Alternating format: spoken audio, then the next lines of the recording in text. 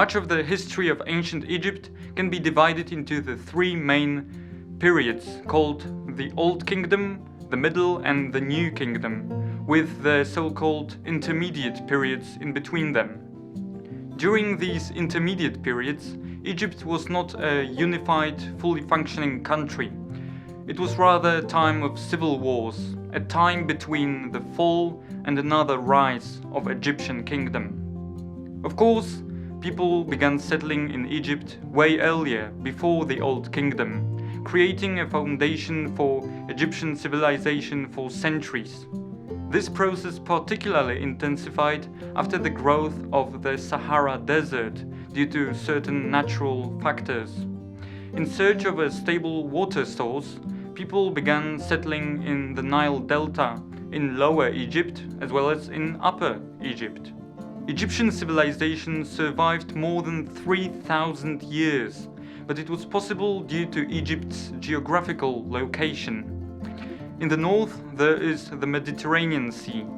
In the west and east, there is mostly desert, and only in the south, Egyptians bordered with Nubians, who were generally on a lower development level and weren't usually a huge threat to Egypt. On the one hand, this location restricted and caused a delay in exchanging new ideas and technological advancements with other civilizations. But on the other hand, it guaranteed Egypt stabilization, because there wasn't a lot of strong empires around threatening the country. Egypt was completely reliant on the Nile River, since the economy was based on the agriculture, which in turn was able to exist and flourish due to the regular flooding of the river. In fact, it was so predictable that ancient Egyptians distinguished three seasons: the season of inundation, emergence, and harvest. Of course, the Nile River was the primary communication route in Egypt. It was mostly used for transport of raw materials or items for trade. When it comes to natural deposits of Egypt, there was quite a lot of copper and gold deposits. So in fact, gold was always a little bit cheaper in Egypt than in other ancient cultures. When it comes to the building materials, there was always quite a lot of stone in Egypt. Many quarries were functioning, and the stone was used by the Egyptians to erect public and sacred buildings and palaces. Many of them we can visit and appreciate even today when traveling to Egypt. As for the other materials, unfortunately they had to be imported from other places. Egyptians also developed their own writing system called hieroglyphs. Later, simpler forms were created, namely hieratic and demotic.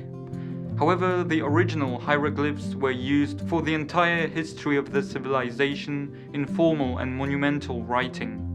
With time, the papyrus was invented and produced by the Egyptians.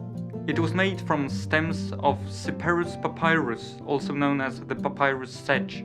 They used a special ink for writing on the papyrus and later rolled it into a papyrus scroll.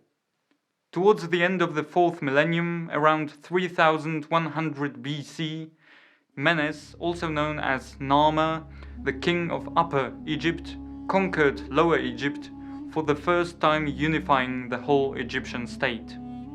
It was represented in a symbolic way by the crown of the pharaohs. The crown of Upper Egypt was white, and the crown of Lower Egypt red. So after the unification, pharaohs wore the red and white crown as kings of the whole country. From this time on, the idea of pharaoh being a living representation of the god Horus appeared and legitimized their power. The Old Kingdom was functioning in the years from 27 to 2200 BC. The first ruler of this period was the pharaoh Djoser, who was also the ruler who created the foundation of the political and economical power of Egypt. His close collaborator Imhotep, who was a skilled engineer and medic, raised for Djoser a mortuary complex, the famous step pyramid of Djoser in Saqqara. Also, during the Old Kingdom, Egypt was divided into administrative units called nomes. and each nome was governed by a nomarch. It was the pharaohs of the Old Kingdom who were the builders of the pyramids. Actually, all of the pyramids were built in this period. The most recognizable ones are, of course, the pyramids of Giza, built by the pharaohs Cheops, Khephren, and Mykerinos. The builders of the pyramids were not slaves, as it is often portrayed, but peasants. As a form of tax, every household was obliged to provide one worker, although the richer ones could of course pay instead. Workers cooperated there with specialists like mathematicians, engineers, stonemasons, priests, to raise these astonishing buildings, admired to this day by tourists from around the globe. Around this time, Egyptians also began constructing cargo boats, made out of wooden planks tied together tight with ropes. Steering was possible by using a large rudder oar at the back of the ships. These boats weren't suited for sailing in the sea, but rather for transport of raw materials and items for trade along the Nile River. They mostly transported ebony, copper, incense, gold, and Lebanon cedars. The Old Kingdom was followed by the First Intermediate Period, which roughly lasted from 22 to 2100 BC. Around this time, Egypt's economy crashed, the central government collapsed, and individual nomes gained political autonomy, causing civil wars. An important factor in causing this crisis was overexerting the economy by raising these massive monuments like pyramids. Finally, after about a century of anarchy, the pharaohs managed to re-establish the central government and create a strong and unified country, starting a new period in Egypt known as the Middle Kingdom. During the Middle Kingdom, also for the first time, a professional trained army was introduced and maintained. Around 1700 BC, as the power of the pharaohs weakened, the Semite people called the Hyksos seized control over Egypt, starting a second intermediate period. The Hyksos formed a ruling class, but also they brought to Egypt and introduced many technological advancements, like the composite bow, the use of bronze, or the famous chariots.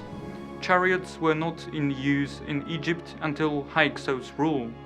However, with time, Egyptians managed to cast out the foreigners, entering the period of the height of political and economical power of Egypt, called the New Kingdom, which lasted from 1550 to 1070 BC.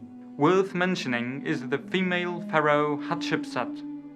In course of her reign, central power was strengthened, she stabilized economic relations with other countries, and erected hundreds of sculptures and both sacral and public buildings.